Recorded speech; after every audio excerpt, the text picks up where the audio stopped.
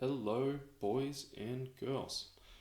As I've touched on in earlier videos, terms such as toxic masculinity are problematic, to say the least. And a big part of that is a lack of understanding. I had a look for explanations on YouTube and everything was fucking garbage. So I'm going to give you a proper one once and for all. First of all, to understand toxic masculinity, you need to understand what masculinity is referring to. Masculinity comes in many different forms. It's not some tangible commodity that you can have more or less of. Basically, there are a number of different brands or styles of masculinity.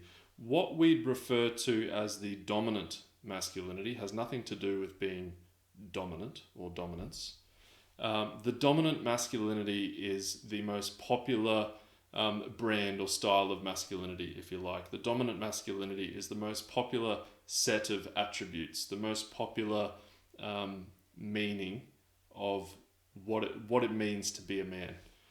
You've got other subsets of masculinity, subsets of attributes. You've got the subordinate masculinity, which is the sort of second most popular brand of a set of attributes, and the resistant masculinity, and so on and so forth as you go down into the fringes. Now, the boundaries that each of these sets of attributes, the boundaries of these sets of attributes is somewhat arbitrary. But this is just a thought experiment, basically. Now, masculinity is learned. I'm not saying that gender is a social construct. I'm not going down that rabbit hole, but we most certainly do learn from gender role models. Okay, when you're growing up as a young boy, you see older boys and men, and you sort of learn, what it means to be a man, how you're supposed to act, and this is where toxic masculinity comes into play. Toxic masculinity, as a lot of the explanations you'll find online will tell you, is not just bad behavior from a man. It is not competitiveness, for example.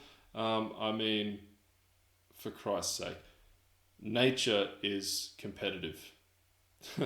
Evolution is competitive. Plenty of women are competitive. Competitiveness is not a negative trait, even, let alone a trait of toxic masculinity. Being overly competitive and having that affect other facets of life, impact other facets of life negatively, that you could say is a negative thing. It has a negative impact. But competitiveness inherently is not a bad thing. Toxic masculinity is supposed to be referring to destructive behaviors such as rape and physical violence, etc. Things that are clearly abhorrent. And the masculinity part of that toxic masculinity terminology is referring to these behaviors being learned as an expression of gender identity.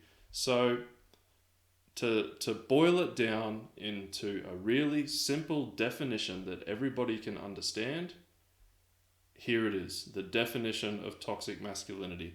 Toxic masculinity is destructive behaviors spread among populations of boys and men via their gender identification with, role models that leave a little bit to be desired.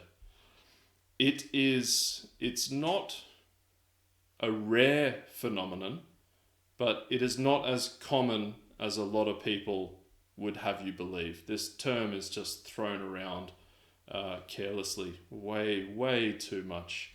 Toxic masculinity refers to things such as rape culture, I found one article. I might be able to dig it up again and put a link in the description. I read one article about rape culture among soldiers in the Congo. To me, when I read that, it was a clear example of toxic masculinity. Other thoughts that come to mind are, group sex with young girls among football teams, rugby league teams, to be more specific. But I mean, it's not exclusive to rugby league. And I before anyone says anything about that, I've got nothing against football players in general, but I've witnessed that kind of culture firsthand. Secondhand, but I know that it happens, okay? And you'd be daft to deny that it does happen. Anyway, there it is. There's my definition of toxic masculinity. The spread of destructive behaviors among groups of boys and men via their gender identification. Feel free to hit like, subscribe. Don't forget to tap that little notifications bell, and I will see you again next time.